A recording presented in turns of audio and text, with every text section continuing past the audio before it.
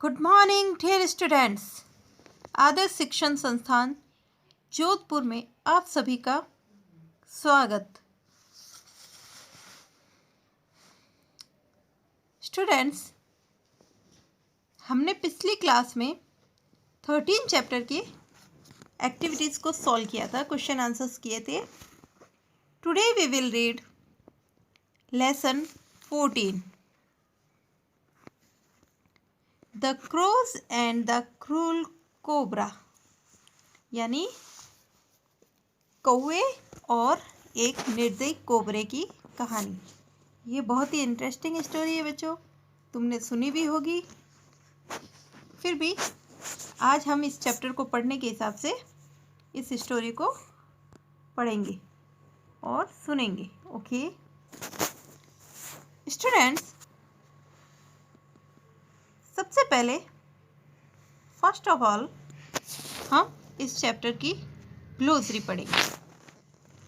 Glossary को बार बार पढ़ने, याद करने से चैप्टर को पढ़ने में आसानी होती है और समझ में भी आराम से आ जाता है। Okay students, so let's start. Yes, हमारी ग्लोसरी की फर्स्ट मीनिंग है BUILT, बाइट। बाइट मीन्स निर्माण करना, किसी चीज़ को बनाना। जैसे मकान का निर्माण होना, किसी चीज़ को हम बनाते हैं ना, उसे निर्मित करना, तो उसे कहते हैं bite. Laid eggs, LAIDEGGS, laid eggs यानी कि अंडे दिए, अंडे देना। यानी ये जो है ना, ये पशु, ये जो पक्षी हैं अंडे देते हैं। कौवा, मादा कौवा होती है जो अंडे देती है, चिड़िया अंडे देती है। सो ये अंडे देने को कहते हैं लेड एग्स।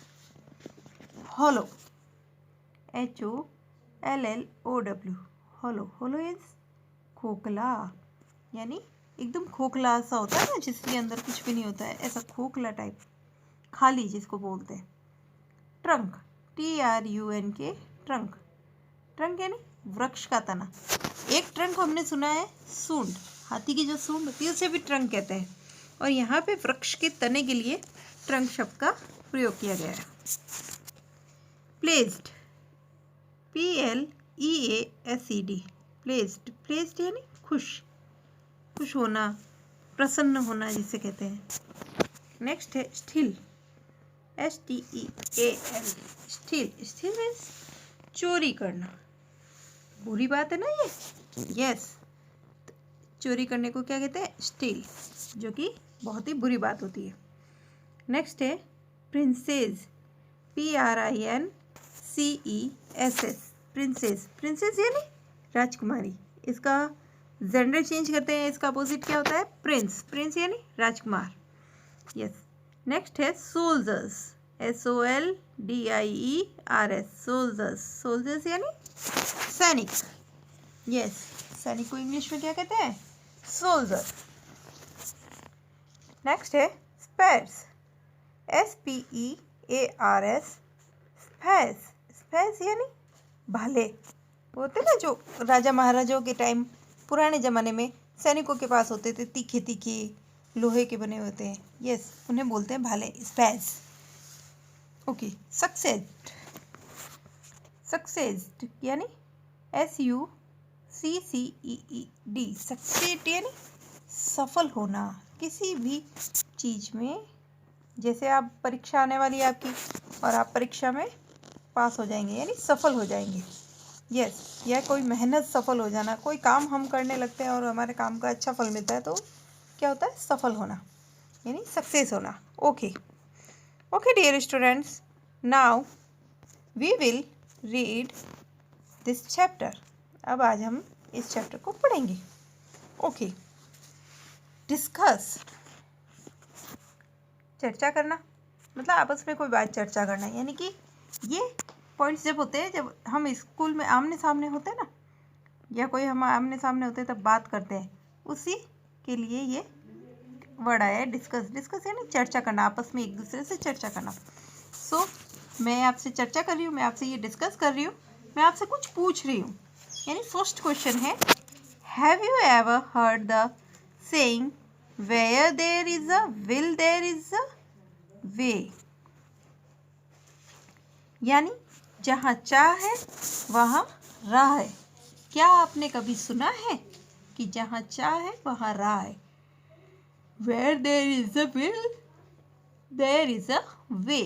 जहाँ चाह है वहाँ राह है। यानी जहाँ जो कोई इंसान यदि कुछ चाहता है तो वो कैसे भी करके वहाँ पहुँचने का रास्ता निकाल लेता है। यानी अगर किसी को उम्मीद है, मतलब कोई चाहता है कि उसे गवर्नमेंट जॉब मिले या कुछ और भी उसकी उम्मीदें हैं, तो वो अगर चाहता है अच्छे से अपने दिलो जान से, तो उसके लिए रास्ते बन जाते हैं। यानी अपने आप वहाँ पर रास्ता मिल जाता है उसे। ओके, नेक्स्ट है, narrate any folk tale that you have heard related to this saying. क्या आपने कभी कोई ऐसी कहावत और फिर सुनी है कहीं पे, इससे रिलेटेड संबंधित कोई कहानी या कुछ ऐसा कुछ सुना है? ओके, सुना ही होगा। Let's read this story.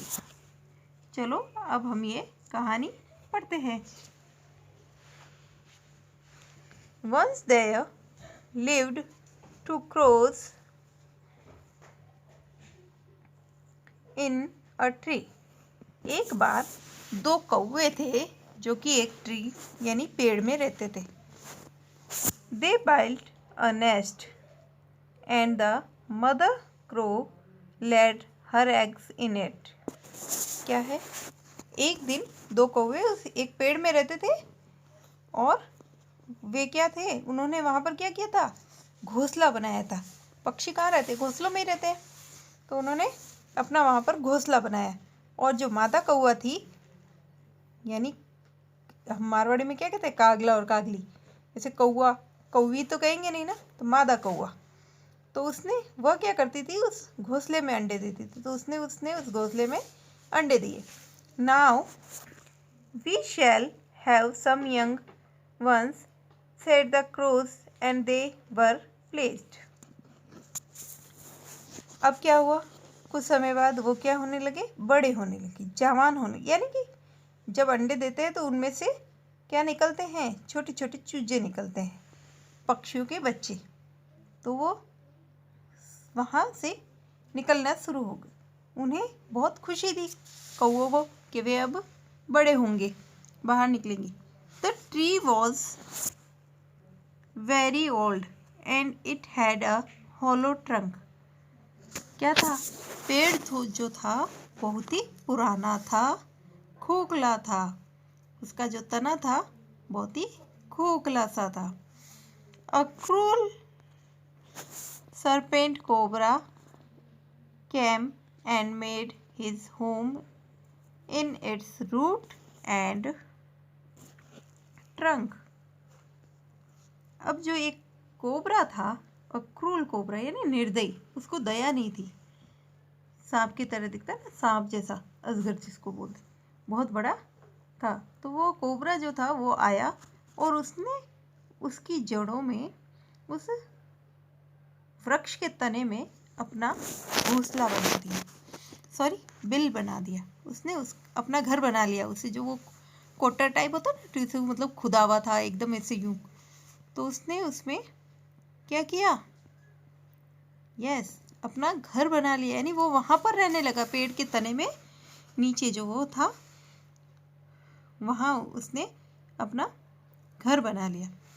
When the crows were away, he stole the eggs from the nest and ate them. जब कौवे वहाँ से दूर गए, यानी अब कौवे सब दिन तो घर में अपने घोंसले में बैठ नहीं सकते थे, तो वे कहाँ गए, अपना दाना पानी लेने गए, है ना। तो वे जब दूर गए उस पेड़ से, तो उसने क्या किया, ऊपर गया और उसने अंडे चुरा लिए और खा गया। यानी उसने अंडों को चुराया और फिर उन अंडों को खा गया, यानी उनके बच्चों को खा गया। ये तो बहुत गलत बात हुई ना। When the crows returned, जब कौवे वापस लौटे तो उन्होंने देखा they were very sad, वे क्या थे, बहुत दुखी थे। उन्होंने जब देखा कि उनके अंडे चोरी हो गए हैं और वहाँ दिखाई नहीं दे रहे तो वे बहुत ही दुखी हो गए। ओके डियर स्टूडेंट्स, यदि आपको ये वीडियो पसंद आए तो इसे शेयर एंड लाइक ज़रूर करें और नेक्स्ट कहानी अगले वीडियो में हम पूरी करेंगे। Okay, thank you so much for listening and watching me.